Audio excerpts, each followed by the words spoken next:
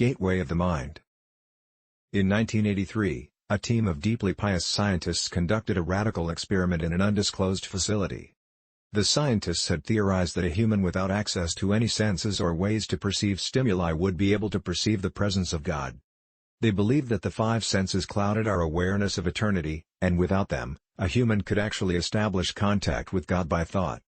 An elderly man who claimed to have nothing left to live for was the only test subject to volunteer. To purge him of all his senses, the scientists performed a complex operation in which every sensory nerve connection to the brain was surgically severed. Although the test subject retained full muscular function, he could not see, hear, taste, smell, or feel. With no possible way to communicate with or even sense the outside world, he was alone with his thoughts. Scientists monitored him as he spoke aloud about his state of mind in jumbled, slurred sentences that he couldn't even hear. After 4 days, the man claimed to be hearing hushed, unintelligible voices in his head. Assuming it was an onset of psychosis, the scientists paid little attention to the man's concerns. 2 days later, the man cried that he could hear his dead wife speaking with him, and even more, he could communicate back.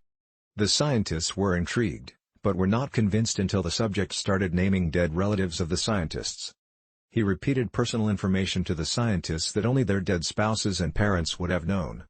At this point, a sizable portion of scientists left the study. After a week of conversing with the deceased through his thoughts, the subject became distressed, saying the voices were overwhelming. In every waking moment, his consciousness was bombarded by hundreds of voices that refused to leave him alone. He frequently threw himself against the wall, trying to elicit a pain response. He begged the scientists for sedatives, so he could escape the voices by sleeping. This tactic worked for 3 days, until he started having severe night terrors. The subject repeatedly said that he could see and hear the deceased in his dreams. Only a day later, the subject began to scream and claw at his non-functional eyes, hoping to sense something in the physical world. The hysterical subject now said the voices of the dead were deafening and hostile, speaking of hell and the end of the world. At one point, he yelled "No heaven, no forgiveness" for 5 hours straight. He continually begged to be killed, but the scientists were convinced that he was close to establishing contact with God. After another day, the subject could no longer form coherent sentences. Seemingly mad, he started to bite off chunks of flesh from his arm. The scientists rushed into the test chamber and restrained him to a table so he could not kill himself. After a few hours of being tied down, the subject halted his struggling and screaming. He stared blankly at the ceiling as teardrops silently streaked across his face.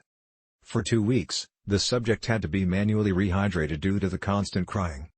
Eventually, he turned his head and, despite his blindness, made focused eye contact with a scientist for the first time in the study. He whispered, "I have spoken with God, and He has abandoned us," and his vital signs stopped. There was no apparent cause of death.